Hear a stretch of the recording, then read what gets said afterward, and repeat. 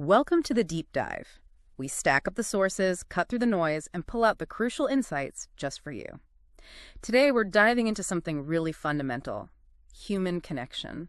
It affects, well, everything, doesn't it? Every relationship, maybe even who you are. Absolutely. And we're going deep into the work of John Bowlby. I mean, people have called him one of the outstanding psychological theorists of the 20th century. Our main source today is Jeremy Holmes's brilliant 2014 book, John Bowlby and Attachment Theory. It's a fantastic guide. So our mission here, we want to unpack how Bowlby's own life story, kind of surprisingly, sparked his big ideas. Then we'll get into the core concepts of attachment theory itself. What is it, really? And finally, we'll look at the implications for mental health, relationships, even society. It goes wider than you might think. Yeah, you might have heard about attachment, maybe think you know the basics, but trust us, there are some genuinely surprising things here that could really shift how you see yourself and, well, everyone around you. Okay, let's start with the man himself, John Bowlby. His background. It wasn't maybe what you'd picture for someone who'd shake up our understanding of emotional bonds so much. Not entirely, no. He grew up in what the book calls a straightforward, fairly close, not all that close, but fairly close, professional class family. Pretty traditional London life. Son of a surgeon, Sir Anthony Bowlby. And like many families of that class then, raised mostly by a nanny, right? Nana Friend, she was called. Yeah, she joined the family very early on. And what's interesting is how his early life seemed to lay some groundwork. He loved natural history, learned from his mother and grandfather. You can almost see the seeds of his later scientific observational approach there. Uh-huh. But even with that traditional, cool Englishness, he wasn't afraid to challenge the big names, the intellectual giants of his day. No, definitely not. He started training in psychoanalysis back in the late 1920s. A really exciting time for psychology. Lots of ideas swirling around. But he got dissatisfied pretty quickly. He did. He felt psychoanalysis was a bit stuck. Too focused on internal fantasy, maybe ignoring the real world, the actual environment people lived in. He saw it as almost impervious to empirical science. Which raises a huge question, doesn't it? How do you bring science, proper, rigorous science, to something as complex and messy as the human mind? Well, Bowlby had a very clear view. No research without therapy, no therapy without research. He was absolutely committed to that. Psychology needed a firm scientific footing, and his early clinical work, especially in child guidance clinics, kept pointing him back to the importance of the environment. Like his study on the 44 juvenile thieves. Exactly. That got him the nickname Ali Bowlby and his 40 Thieves, apparently. Mm-hmm. But it was serious work. He introduced this concept of the affectionless psychopath, a young thief who just seemed to lack any real concern for others. And he linked that directly, very directly, to a lack of good and continuous childhood care. The environment again. And then there were those hospital observations he did with James Robertson. Those sound quite harrowing. They were pivotal, absolutely pivotal. You have to remember, back then, parents often weren't allowed to visit their children in hospital. Fear of infection, they said. So what did they see? They saw children initially crying, distressed, obviously, then becoming withdrawn, listless, apathetic, heartbreaking stuff. Yeah. And then appearing to recover, but forming only really superficial relationships afterwards. Wow. That experience, the pain and, frankly, the outrage he felt at this unnecessary separation, it really fueled him. It became a central theme in everything that followed. And that led directly to his big WHO report in 1951, Maternal Care and Mental Health. Yes, exactly. That's where he introduced the concept of maternal deprivation. Though it's important, Michael Rudder later pointed this out, Bowlby was often talking more about privation. Privation versus deprivation. What's the difference there? Think of privation as never having something in the first place, like never having consistent loving care. Deprivation is more like having it and then losing it. Bowlby was often focused on that fundamental lack, that absence of needed care from the start. Right. So his work started to argue for things we kind of take for granted now. Absolutely. Things like the idea that even bad homes are better than good institutions. Radical at the time. His work influenced major policy, like the UK's Children Act in '89. He even argued for professionalizing childcare, proper training, proper support. And he wasn't shy about criticizing governments for being stingy, for their haggling stinginess about funding proper home care. But putting so much emphasis on the mother, on maternal care, that must have drawn criticism, surely, people saying he wanted to keep women at home. Oh, it definitely did. That criticism was certainly leveled at him, wanting to pin women down to their own homes. How did he respond? Or how did the theory evolve? Well, I think part of it was the reality at the time. Mothers were typically the main caregivers. But the focus shifted over time, including in Bowlby's own thinking. Later research showed that things like antisocial behavior weren't just about the mother being absent. It was more complex? Much more. It was strongly linked to family discord, conflict, lack of affection. Interestingly, if a mother dies, the delinquency rate doesn't really jump. But with parental divorce, especially messy, conflict-ridden divorce, it's much higher. So it's less about just who is there and more about the quality of the relationships and how major events like loss are handled. Precisely. The quality matters hugely.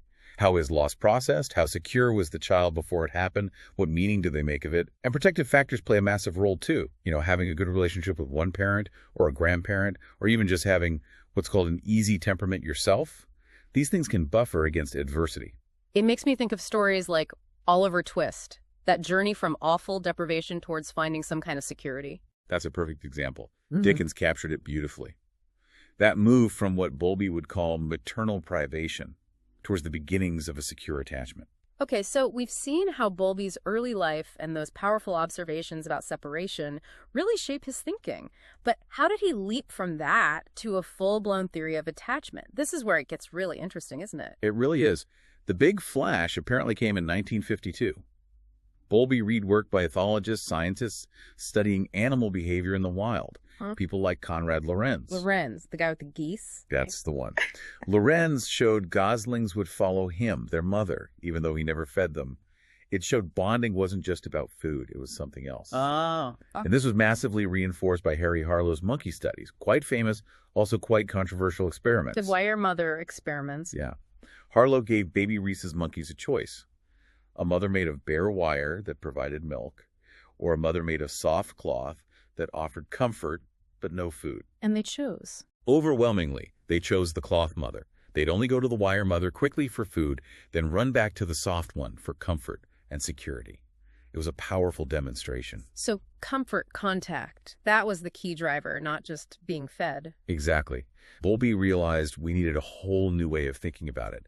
An attachment system, completely separate from feeding, whose original biological job was basically protection from predators. Staying close means staying safe. So fundamentally, attachment theory is a spatial theory. That feels like a useful way to think about it. It is. Simple idea, profound implications. When I'm close to my loved one, I feel good. When I'm far away, I'm anxious, sad, or lonely. Proximity matters, and it's mediated by basic things: looking, hearing, holding. Okay, so how do we start to break this down? What are the key concepts we need to understand? Right, there are a few core ideas that work together. First, you've got attachment style. This is the main classification: secure or insecure. And insecure breaks down further. It does, into avoidant, ambivalent, and a later one called disorganized. So, for example, someone with an ambivalent style often feels this intense need for closeness, but also a real fear of rejection. It can lead to clinginess, anxiety, maybe even anger. Okay, and avoidant. Avoidant types tend to minimize their attachment needs. They might seem very independent, suppress feelings because closeness feels risky or associated with being rebuffed. Got it. So style is one. What else? Second, attachment behaviors. This is basically anything you do to get close to or stay close to your main attachment figure. Crying, reaching, following. Things kids do all the time. Exactly. Triggered by separation, calmed by closeness. Now, Bowlby initially talked about it being monotropic, focused on one main person, usually the mother, but we now see it as hierarchical, meaning, yes, there's often a primary figure, but fathers, grandparents, siblings, they all play really important roles in that hierarchy of attachment figures. Okay, style, behaviors. What's next? Third, the secure base effect. This was a term Mary Ainsworth really developed. It's the idea that your caregiver acts as a safe harbor, a secure base from which you can explore the world. Like, you can venture out knowing you have somewhere safe to return. Precisely. Holmes quotes someone saying, "You can endure rough seas if you're sure of a safe haven." That's the feeling. Makes sense. And the last one? Separation protest. That's the immediate, often intense reaction to separation. The crying, screaming, shouting, biting, kicking. It looks like distress. And it is, but it's a functional biological response trying to get the caregiver back. It's normal. And these ideas, particularly the styles, they were famously studied using Ainsworth's strange situation. Yes, that's the classic procedure. You observe a one-year-old's behavior during brief separations from their mother and, crucially, during the reunions. How they react reveals a lot about their underlying attachment style. And this holds up across different cultures. Remarkably well, yes. While the specific ways kids might show distress or seek comfort can vary a bit culturally, the fundamental patterns, secure, avoidant, ambivalent, and the underlying need for a secure base seem to be pretty universal. It points to a deep, evolved human need. Now, Bowlby also talked about something called internal working models. This sounds important. What exactly are they? Hugely important. This is one of Bowlby's most powerful ideas, I think. He suggested we all build these internal, small-scale models of the world and our relationships within it. They're based on our early experiences with caregivers. So like mental maps. Kinda, yeah. But more than just cognitive maps, they're affect regulation models, too. They shape how we feel, how we expect others to treat us, how we respond in relationships.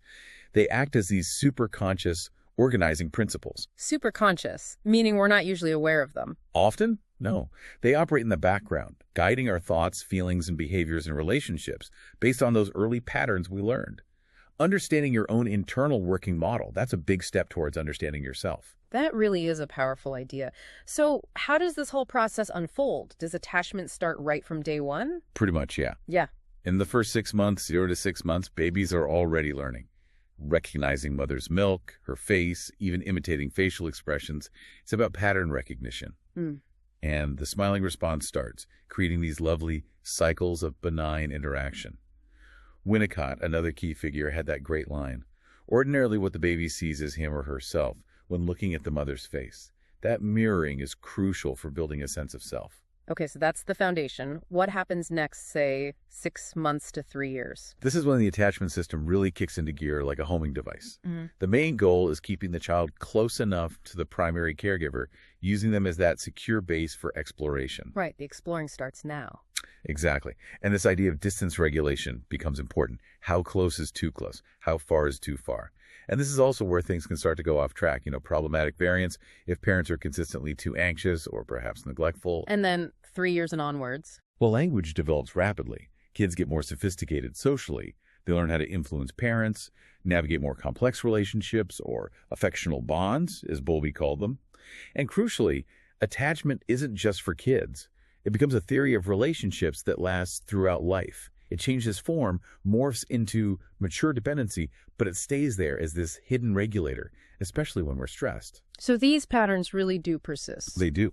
And that leads us straight to the Adult Attachment Interviewer, AAI, developed by Mary Main and Peter Fonagy.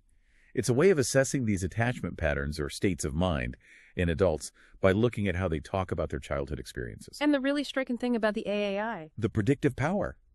That's quite incredible. A parent's AAI classification, done during pregnancy, can predict their baby's attachment style at 1-year-old with about 70% accuracy. Wow, that really shows how these patterns get passed down through generations, doesn't it? It really does. It's a powerful demonstration of that intergenerational transmission. And the AAI work also led to another key concept, right? Mentalization. You mentioned it briefly. Can we unpack that a bit? It sounds crucial. It is absolutely crucial. Mentalization is basically the capacity to understand behavior, both your own and other people's, in terms of underlying mental states, thoughts, feelings, beliefs, intentions. So kind of understanding the why behind the what, seeing ourselves from the outside and others from the inside. That's a great way to put it. Seeing yourself from the outside, others from the inside. It's fundamental for empathy, for navigating social situations, for resolving conflict. And yes, it's very strongly linked with secure attachment.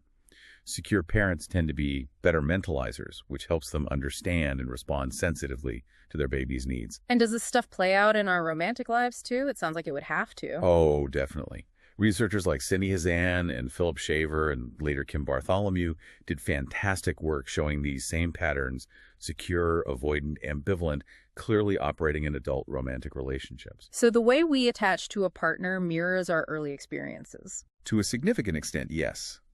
Bartholomew even added a fourth adult category, fearful avoidant, for people who both crave closeness and fear it intensely, often linked to more difficult early experiences. And their work highlighted what's called the dependency paradox. The dependency paradox, what's that? It sounds counterintuitive, but the more secure and supported a person feels in their attachment relationship, the better their secure base, the less needy and dependent they actually become. They feel safer. So they're more able to be autonomous, to explore, to take risks. Secure dependency fosters independence. That makes so much sense when you put it like that. Okay, we've laid out the theory, the core ideas. Now let's get practical. If these early patterns are so deeply ingrained, what does this mean for helping people who are struggling? How does attachment theory actually change therapy? That's the million-dollar question, isn't it? Well, a core idea in attachment-informed therapy is that the therapist, in many ways, aims to become a temporary, secure base for the patient. A safe haven, like the caregiver role. Exactly. And crucially, dependency on the therapist isn't automatically seen as something wrong or neurotic. It's often understood as a very natural, even necessary response to feeling distressed or unsafe. So the therapist's job is to be reliable, attuned. Responsive, yeah. Helping the patient feel safe enough to explore their difficult feelings and experiences. And ultimately, the goal is to help them build or strengthen their own internal secure base so they can cope better on their own. It's not about magically rewriting the past, but about having a new, corrective relational experience in the present. And does the approach change depending on the person's attachment style? You mentioned ambivalent and avoidant earlier. Absolutely. It has to be tailored. Yeah. So for someone with an ambivalent style who might fear abandonment intensely, the therapist's reliability, consistency, and clear boundaries are paramount. They need to know the therapist won't disappear or be unpredictable. Okay. And for the avoidant person, who might find closeness itself threatening, for them, it might need a slightly different touch. Perhaps a bit more flexibility, a therapist who can gently tolerate distance, who doesn't push too hard for intimacy too soon, and who can, as Holmes puts it, carry some of their difficult suppressed feelings until the patient feels safe enough to own them. And specific therapies have grown out of this, like MBT. Yes, mentalization-based therapy. MBT is a prime example. Developed by Fonagy and Bateman, it focuses directly on improving that capacity to mentalize, to understand minds, their own, and others. It's proved very effective, especially for people with more severe relational difficulties. Can you give an example? The book mentions some cases. Yeah, there are some powerful ones, like the steeplejack's wife. This woman had terrible agoraphobia, couldn't leave the house, constantly phoning her mother. Her husband seemed fearless, worked high up on buildings. Polar opposites. Seemed that way. But in therapy, he started talking about his fear of heights, his resentment of the mother-in-law's constant intrusions. Once his own vulnerability, his fearfulness came into view and could be mutually regulated within the marriage, the dynamic shifted. Her symptoms got much better. It wasn't just her problem. Wow. So it helped rebalance the relationship. Exactly. Or another case, the tonsillectomy one. A man with very avoidant patterns, depressed, terrified of abandonment underneath it all, linked back to childhood trauma, including a difficult relationship with an intrusive mother. And the therapy helped how? By the therapist consistently providing what the book calls the special milk, basically. Accepting his pain, his neediness, his anger, without judgment. Allowing him to finally process experiences he'd had to shut down for decades. The therapist became that safe container. It really highlights the power of that therapeutic relationship, and the link between these patterns and actual health outcomes seems pretty stark, too. It really is. There's solid evidence linking insecure attachment, especially following acute loss, to a higher risk of both psychiatric problems like depression and even physical illness. Like the increased risk of heart problems in bereaved spouses. Yeah, sadly, that's a documented finding. And estimates suggest maybe a third of adults in Western societies have what you'd call Exactly. It offers real hope. It shows therapy or other significant positive relationships can genuinely help people develop security they didn't get early on. It's transformative.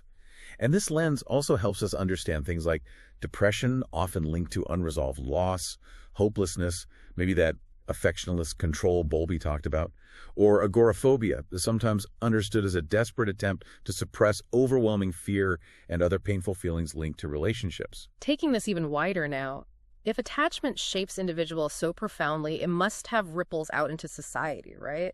Bowlby seemed to see it that way. Oh, absolutely. He had a strong moral and social conscience. He didn't just see attachment issues as individual problems. He said, the emotional deprivation of children is a social ill, distorting and degrading the fabric of social life. He felt society had a responsibility here. And is there evidence that individual attachment patterns affect wider social attitudes? There is, yeah. Some fascinating research shows links between feelings of security and political attitudes. For example, studies have found that subtly priming people with words related to security can actually increase their feelings of compassion and reduce prejudice toward outsiders. like immigrants. Really? Just exposure to words? Even subliminal exposure, yes. It suggests our fundamental need for security influences how we see the other. And attachment theory might suggest that in highly unequal societies, where there's more competition and insecurity, We might get more social breakdown, more mental health issues. that's the potential implication, yes. More competition for resources translates into more competition for fundamental emotional security, which can be incredibly damaging socially and individually. So Bowlby's ultimate vision was pointing us back towards What? our evolutionary roots. In a way, yes. Recognizing that humans didn't evolve and thrive through just unbridled competition. We survived and flourished because of bonding and mutual support. Connection is our superpower, really. He boiled it down to these simple yet profound principles. Sensitivity to others' needs, being available, offering support without being controlling, encouragement, and crucially, the ability to face and manage difficult emotions, both our own and others. Wow, what a journey. We've really gone deep today, haven't we? From Bowlby's own life and how it sparked these revolutionary ideas. Through the core concepts of attachment theory, like the styles, the secure base, those internal working models. And right into its huge implications for therapy, for health, for how we structure our society. It touches everything. It really does. And I think the big takeaway is that, yes, our early experiences of connection, or maybe the lack of it, they do shape us profoundly. They create these internal maps. But crucially, those maps aren't set in stone. They can be understood, they can be updated, they can be redrawn. Healing, growth, earning that security. It's genuinely possible through new, safe, supportive relationships. So as you think about everything we've covered in this deep dive, maybe consider this final thought. It echoes the inscription on Bowlby's own headstone, "To be a pilgrim." How might understanding your own attachment patterns, your own internal map, and maybe starting to recognize those patterns in the people you care about, how might that empower you on your own lifelong journey, your own pilgrimage of exploration and connection?